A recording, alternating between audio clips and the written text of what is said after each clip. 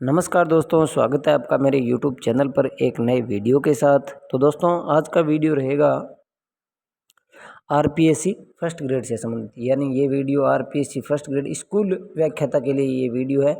और स्कूल व्याख्याता के अंतर्गत हिंदी सब्जेक्ट जिसके है उनके लिए खास वीडियो रहेगा। तो ये मैं जो आपको स्लाइड पर दिख रहा है, ये हिंदी का सिलेबस है, वो भी स्नातकोत्तर स्तर का एक पार्ट है, उनका ये सिलेबस है। तो इस वीडियो के अंतर्गत हम स्नातकोत्तर स्तर पर काव्य जो एक टॉपिक दे रखा है वो आज पढ़ेंगे। काव्य के अंदर हम आज पढ़ेंगे काव्य लक्षण को।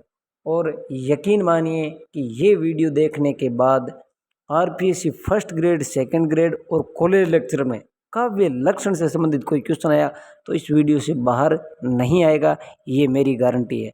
मैंने सोर्स लिया है इस वीडियो में डॉक्टर विवेक शंकर, जिनकी साहित्य शास्त्र पुस्तक चलती है वहाँ से, प्लस कॉलेज से बुक चलती है वहाँ से, प्लस आरबीएससी एनसीईआरटी जो बुक चलती है वहाँ से जितना मैटर है वो सभी मैंने यहाँ पर वीडियो में इंक्लूड किया है। इसके अलावा आरपीएससी फर्स्ट ग्रेड में अब तक जो क्वेश्चन आए हैं काव्य लक्षण से संबंधित वो भी मैंने यहाँ पर वीडियो में इंक्लूड किए हैं। उसके बाद काव्य लक्षण के बाद अगला वीडियो हमारा काव्य हेतु और काव्य प्रयोजन पर आधारित रहेगा। आज का वीडियो काव्य लक्षण से संबंधित है और बहुत ही शानदार क्लास होगी। तो आइए चलते हैं काव्य लक्षण के इस बेहतरीन वीडियो में। हाँ, तो आज का हमारा टॉपिक है काव्य लक्षण। काव्य लक्षण के अंतर्गत जो क्वेश्चन आते हैं, किस प्रकार क्वेश्चन आते हैं वो मैं आपको बता देता हूँ। इसके अंतर्गत परिभाषाएं पूछी जाती है कि आचार्य भामह ने काव्य लक्षण के बारे में क्या कहा है, मम्मट ने क्या कहा है, जगन्नाथ ने क्या कहा है, ये इस प्रकार परिभाषाएं आती है। सीधा सा पूछ लिया जाता है, जैसे ये भामह की परिभाषा है शब्दार्थ सहित तो काव्य, ये किसकी रचना है या ये किसकी परिभाषा है या किसका कथन है, इस प्रकार क्वेश्चन आता है। जैसे भामह का हो गया। इसके अलावा जो पैटर्न है पूछने का वो ऐसा होता है कि चार परिभाषाएं दे दी जाती है, ये उसमें से एक अलग पूछ लेता है, जैसे चार सत्य पूछ लेता है और एक असत्य, जैसे वाक्य रसात्मक काव्य में इसके आगे विश्वनाथ की जगह आनंदवर्धन देकर पूछता है कि निम्न में से कौन सा कथन असत्य है। तो इस प्रकार से क्वेश्चन पूछे जाते हैं। तो आइए अब हम चलते हैं इस वीडियो के माध्यम से ये काव्य लक्षण का टॉपिक पढ़ते हैं। तो सबसे पहले परिभाषा है हमारी आचार्य भामह की। भामह ने परिभाषा दी है शब्दार्थ। ये शब्दार्थ है, यहाँ पर शब्दार्थ सहित तो काव्यम, अर्थात शब्द और अर्थ से युक्त वाक्य ही काव्य है। ऐसा किसने कहा है? तो ऐसा कहा है भामह ने। भामह की रचना का नाम है काव्य अलंकार। ये भी ध्यान रखना कि भामह की रचना का नाम काव्य अलंकार है। ऐसा पूछा जा सकता है काव्य अलंकार किसकी रचना है, तो भामह की रचना है। उसके बाद अगली परिभाषा है मम्मट की। मम्मट ने काव्य लक्षण के बारे में क्या कहा है? मम्मट ने कहा है तद 200 शब्दार्थो सह गुणा, तद 200 शब्दार्थो सह गुणा वनन कृति पुनः क्वापी। ये किसने कहा है? ये कहा है मम्मट ने। मम्मट की रचना का नाम क्या है? काव्य प्रकाश। ये भी ध्यान रखना, ये रचनाएं भी पूछी जाती है और प्लस ये परिभाषाएं तो पूछी जाती है। जैसे ये शुरुआती नाम ध्यान रखना अपना, तद 200 शब्दार्थो सही। तो उसके बाद अगली परिभाषा है जगन्नाथ की। जगन्नाथ ने कहा रमणीयार्थ प्रतिपादक शब्द काव्यम। तो ये परिभाषा किन की है? ये है जगन्नाथ की। ये शुरुआती जो नाम है ये ध्यान रखना, यहीं से हमारा क्वेश्चन हल हो जाएगा, क्वेश्चन गलत नहीं होगा, यही इनकी ट्रिक है याद करने की। रमणीयार्थ प्रतिपादक शब्द काव्यम ये किन की है? तो ये जगन्नाथ की। जगन्नाथ की रचना का नाम है रस गंगाधर। उसके बाद अगली रचना है पंडित विश्वनाथ की। ये पंडित जगन्नाथ है, ये पंडित विश्वनाथ है। विश्वनाथ की रचना का, पहली बात तो विश्वनाथ रचना का नाम है साहित्य दर्पण। और विश्वनाथ ने काव्य लक्षण के बारे में क्या कहा है? वाक्यम रसात्मक काव्यम, अर्थात रस युक्त वाक्य ही काव्य है। ऐसा किसने कहा है? तो ऐसा कहा है विश्वनाथ ने। ये थोड़ी मिलती जुलती है, शब्दार्थ सहित तो काव्यम, वाक्यम रसात्मक काव्यम। वाक्यम रसात्मक काव्यम तो है विश्वनाथ की, जबकि शब्दार्थ सहित तो काव्यम है भामह की। इस प्रकार ये जो शुरुआती ये तो रट लेना, यहाँ से बार बार क्वेश्चन आते हैं। आप देखेंगे आगे क्वेश्चन में कि किस प्रकार क्वेश्चन पूछते हैं, आरपीएससी का पैटर्न किस प्रकार का है, वो आप क्वेश्चन जब देखोगे तब पता चल जाएगा आपको। उसके बाद अगली जो परिभाषा है वो है आनंदवर्धन की। आनंदवर्धन, एक बार ये मिटा देता हूँ मैं इतना।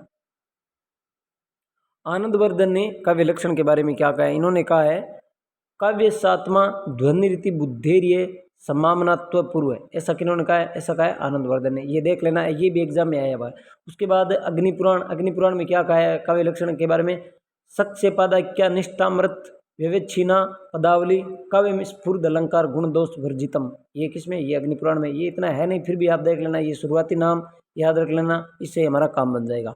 उसके बाद अगली स्लाइड में हम देखते हैं उसके बाद है भरत मुनि की। भरत मुनि, हाँ ये महत्वपूर्ण है। भरत मुनि की, भरत मुनि ने क्या कहा है, मृदु दलित पदाढ़ गुड शब्दार्थहीन जनपद सुख बोध्यम युक्तिम नृत्य योजम बहुकृत रस मार्ग संधि साधना युक्तम। तो ये परिभाषा किसकी है, ये है भरत मुनि की, और भरत मुनि की रचना है नाट्यशास्त्र।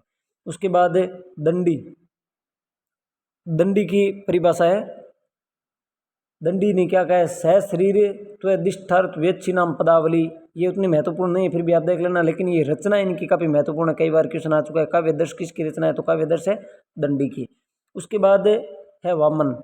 वामन ने जो परिभाषा दी है वो है सैदोष गुण अलंकार हानानदाभ्यम, ये भी देख लेना।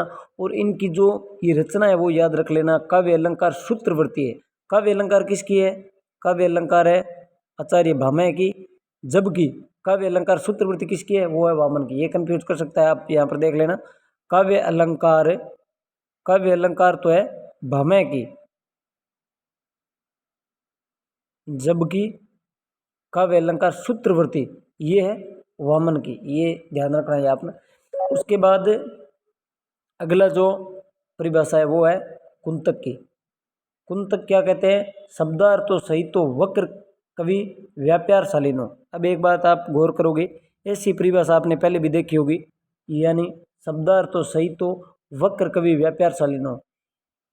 एक परिभाषा थी भामह की, वहाँ परिभाषा थी शब्दार्थो सहितो काव्यम, शब्दार्थो सहितो काव्यम, जबकि शब्दार्थो सहितो वक्र कवि ये है कुंतक। ये थोड़ा डिफरेंट है, या ध्यान रखना आप। वो भामह वाले ज़्यादा महत्वपूर्ण है। ये अभी तक यहाँ से कोई क्वेश्चन नहीं आया, फिर भी मैंने ये परिभाषा डाल दिया ताकि कोई भी अगर क्वेश्चन आए तो इनसे बात नहीं आए। उसके बाद है वाग्भट। वाग्भट ने लिखी है गुणो अलंकार रीति रासा पपेता है ये। उसके बाद जयदेव की निर्दोषा लक्षण वटती त्रिगुण भूषिता सलंकार रसान वर्तिका वकन नामा वाक, ये भी याद रख लेना। ये उतनी महत्वपूर्ण नहीं है, फिर भी ध्यान रख लेना। उसके बाद अगली स्लाइड की बात करें तो हाँ ये महत्वपूर्ण है, ये तीनों हिंदी कवि। अब तक हम जितने कवि के बारे में देखे थे वो सभी संस्कृत थे, संस्कृत के कवि थे, उनके संस्कृत का मत था। ये है हिंदी कवियों का मत है। इसमें केशवदास, जयशंकर प्रसाद, इन दोनों की क्वेश्चन आ चुका है, जबकि रामचंद्र शुक्ल का अब तक नहीं पूछा है, फिर भी याद रखना क्यों काफ़ी महत्वपूर्ण रहते हैं रामचंद्र शुक्ल। तो केशवदास ने कवि लक्षण के बारे में क्या कहा है, जदपि सुजाति सुलक्षणी सुब्रण शरत सुव्रत भूषण बिनु न विरजयी कविता बनिता मित। अब एक बात आप ध्यान रखना यहाँ पर है, जो ये भूषण बिनु न विरजयी है ये शब्द है, इसको देखकर आपको कंफ्यूज हो सकता है कि ये परिभाषा भूषण की हो, लेकिन ये बात ध्यान रखना ये केशवदास की भूषण की नहीं है। यहाँ कंफ्यूज मत हो जाना, ये रट लेना परिभाषा। उसके बाद है जयशंकर प्रसाद की। जयशंकर प्रसाद क्या कहते हैं, काव्य आत्मा की संकल्पनात्मक अनुभूति है। ऐसा किन्होंने कहा है, ऐसा जयशंकर प्रसाद ने कहा है। ये एक महत्वपूर्ण है, एग्जाम में आ चुकी है। काव्य आत्मा की संकल्पनात्मक अनुभूति है, ये किसने कहा है, तो ये कहा है डॉक्टर जयशंकर प्रसाद ने।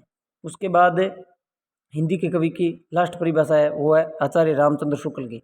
रामचंद्र शुक्ल ने क्या कहा है, जिस प्रकार आत्मा की मुक्त अवस्था ज्ञान दशा कहलाती है, उसी प्रकार हृदय की मुक्त अवस्था रस दशा कहलाती है। ये परिभाषा किनकी है, ये परिभाषा है आचार्य रामचंद्र शुक्ल की। ठीक है।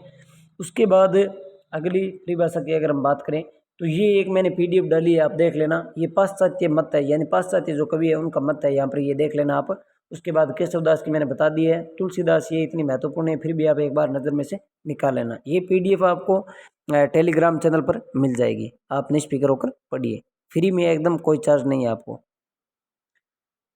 हाँ, तो आज के वीडियो में जो मैटर था वो इतना ही है। अब तक हमने जितना पढ़ा है उससे संबंधित क्वेश्चन एग्जाम में जो आए हैं वो देख लीजिए किस प्रकार क्वेश्चन आते हैं, उससे आपको पता लग जाएगा कि आरपीएससी के एग्जाम में क्वेश्चन पूछने का तरीका क्या है। अब तक यानी 2015 से लेकर 2023 तक फर्स्ट ग्रेड के अंदर जो क्वेश्चन आए हैं वो इस प्रकार है, देख लीजिए। पहला क्वेश्चन है, काव्य लक्षणकारों की दृष्टि निम्न में से कौन सा विकल्प सुमेलित नहीं है। यहाँ पूछा है सुमेलित नहीं है, तो आप देखिए वाक्यम रसात्मक काव्यम आचार्य विश्वनाथ, बिल्कुल सही बात है। रमणीयात प्रतिपादक शब्द काव्यम पंडित जगन्नाथ, ये भी सही है। शब्दार्थो सही तो काव्यम आचार्य भामह, ये भी सही है। ए 200 सह गुणा सालंकारो शब्दार्थो काव्यम, ये मम्मट की नहीं है। मम्मट की क्या परिभाषा थी, मम्मट की थी तद 200 शब्दार्थो तद्दोषो शब्दार्थो तद्दोषो शब्दार्थो सगुणा वनल कृति पुनः क्वापी। ये परिभाषा थी उनकी, इनकी मम्मट की, जबकि ये परिभाषा इनकी नहीं है, तो यही यहाँ पर सुमेलित नहीं है। कितना आसान हो गया अभी ये क्वेश्चन। उसके बाद अगला क्वेश्चन है काव्य लक्षण, लक्षण का दृष्टिकोण से विकल्प सुमेलित नहीं है। ये फिर आगे देखिए मिलान वाला हो गया। शब्दार्थ तो सही, तो काव्य भमय के, बिल्कुल सही बात है। वाक्य रसात्मक काव्य विश्वनाथ की, ये भी सही है। तद्दोषो शब्दार्थ तो सगुणा वर्णन करती पुनः कॉपी मम्मट, पिछली बार ये मम्मट वाला अलग था, इस बार ये दे दिया मम्मट का, ये सही है। उसके बाद रमणीयार्थ प्रतिपादक काव्य, यहाँ पर दंडी दे रखा है, ये दंडी यहाँ पर दे रखा है, यही विकल्प गलत है, क्योंकि रमणीयार्थ प्रतिपादक शब्द काव्य ये किन की है, ये है वो पंडित जगन्नाथ के, यानी ये पंडित जगन्नाथ की है, ये उनकी परिभाषा है। उसके बाद अगला क्वेश्चन है ये यहाँ पर देखिए, काव्य सात्मा ध्वनि रीति बुद्धेर्य समान पूर्व, ये परिभाषा हमने वहाँ पर देखी थी, आपको याद होगा तो। ये आचार्य, ये आनंदवर्धन की आपने देखी होगी, ये देखिए आप, आनंदवर्धन की परिभाषा थी यहाँ पर।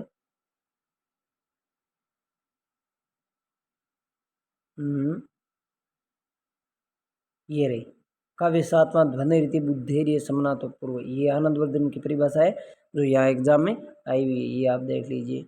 ये थोड़ा धुंधला जरूर है, ये यही है, काव्य सात्मा ध्वनि रीति बुद्धेर्य समना तो पूर्व, यही है, तो आनंदवर्धन की ये परिभाषा है। तो देख लीजिए किस प्रकार एग्जाम में क्वेश्चन आते हैं और कितनी आसानी से हम इन क्वेश्चनों को कर पाएंगे अगर अच्छे से वीडियो आपने देखा है तो।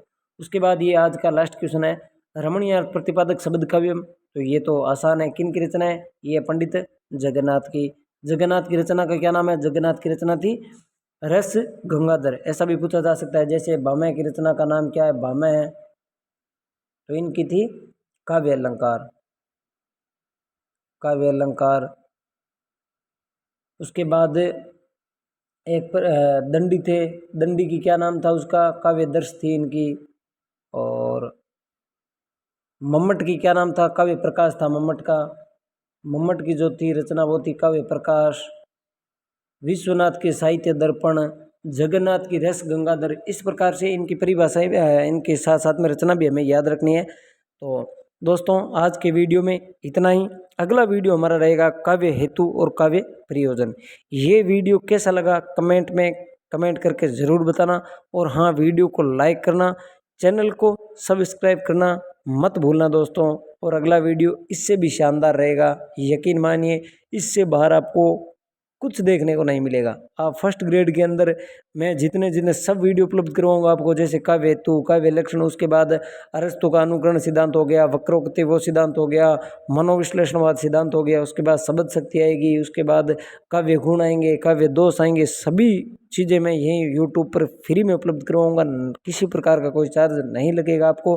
और मेरे जितने भी वीडियो आपको प्रोवाइड करवाए जाएंगे उतने वीडियो देखने के बाद आरपीएससी फर्स्ट ग्रेड की तो मैं गारंटी लेता हूँ 120 प्लस क्वेश्चन आपको, आप 120 प्लस क्वेश्चन कर जाओगे, ये मेरी गारंटी है। अगर आपने मेरे वीडियो पूरे ध्यान से सुने, उसके बाद रिवीजन किया, उसके बाद गारंटी है आपके क्वेश्चन मैं जो बता रहा हूँ उस वीडियो से बाहर नहीं आएगा और न ही कोई गलत होगा। तो आज के वीडियो में इतना ही, मिलते हैं नेक्स्ट वीडियो में नए टॉपिक के साथ, तब तक के लिए धन्यवाद। जय हिंद, जय भारत।